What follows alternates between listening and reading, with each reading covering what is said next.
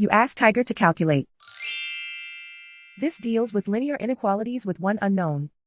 The final result is x smaller than 22. Let's solve it step by step. Group all constants on the right side of the inequality. Add 4 to both sides.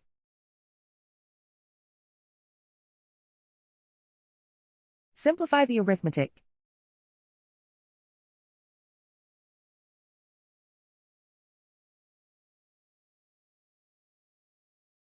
Isolate the x.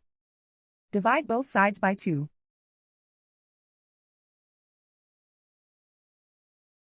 Simplify the fraction.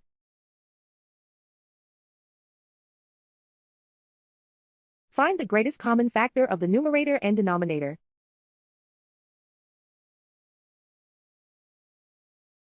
Factor out and cancel the greatest common factor.